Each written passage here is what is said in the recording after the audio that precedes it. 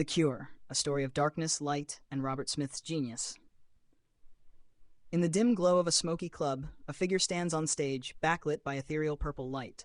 His hair is wild, black, and disheveled like a storm cloud, his lips painted a haunting shade of red. The moment his voice cuts through the haze, you feel it, a strange, delicate sadness wrapped in beauty. This is Robert Smith, the enigmatic leader of The Cure, and his genius, like his music, is far from conventional.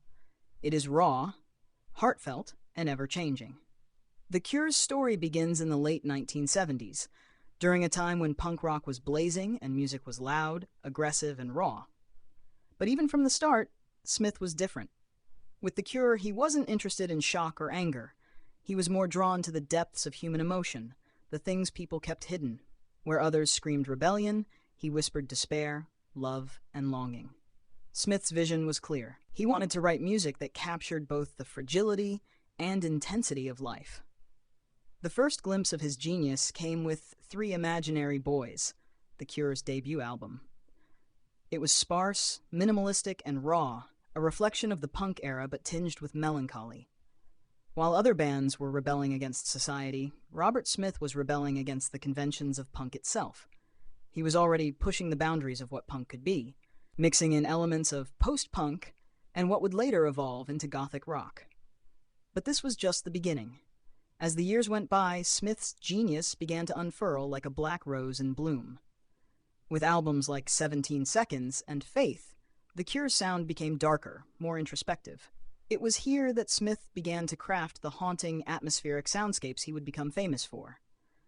Songs like A Forest felt like wandering through a dream, unsettling, yet strangely beautiful. It wasn't just the music, it was the entire experience. Smith's lyrics, often cryptic and filled with existential dread, pulled listeners into another world, a place where emotions were heightened, where sorrow and beauty intertwined. But what truly set Robert Smith apart was his ability to move between darkness and light. As much as he was the master of melancholy, he was just as capable of writing songs that sparkled with joy. This duality became most evident in the early 80s with albums like Pornography, followed closely by The Head on the Door. One was filled with anguish, an almost unbearable bleakness, while the other introduced a more pop-leaning, accessible sound. Songs like In Between Days and Close to Me were proof that Smith could balance the darkness with moments of radiant brightness. Smith's genius lies in his ability to channel emotion into sound, to take something deeply personal and make it universally relatable. With Disintegration, perhaps his magnum opus, he cemented his status as a musical visionary. Released in 1989, the album was a swirling, atmospheric masterpiece, a collection of songs that felt like the soundtrack to the end of the world, yet somehow filled with hope. Tracks like Pictures of You and Love Song blended sorrow with sweetness in a way that only Robert Smith could. He captured the painful beauty of love and loss, as though he was putting words and music to emotions that listeners had never quite been able to articulate themselves. While other artists tried to follow trends, Smith remained steadfast in his authenticity. He wasn't concerned with being fashionable or adhering to industry standards. His only loyalty was to the art. His genius is evident in how he defied the expectations placed on him. In the era of new wave and synth pop, when The Cure found commercial success, he didn't shift gears to chase radio hits. Instead, he continued to make music that was emotionally driven and intensely personal. Robert Smith's refusal to be pigeonholed, his mastery of mood, and his lyrical depth are all key elements of his genius. His music explores the complexities of the human condition, from loneliness to love, despair to euphoria, and he does it with both vulnerability and defiance.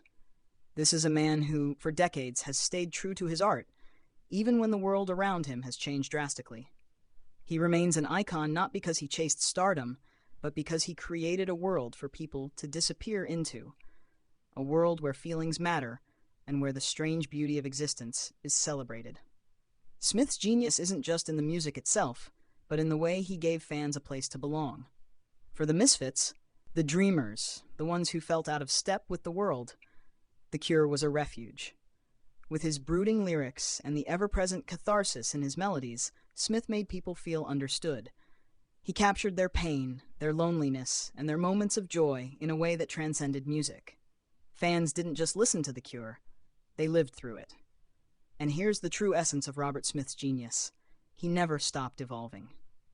While so many musicians were bound by the time period or genre they emerged from, Smith's work continued to grow, to explore new emotional landscapes, while always staying grounded in that haunting, aching quality that makes his music so unmistakable.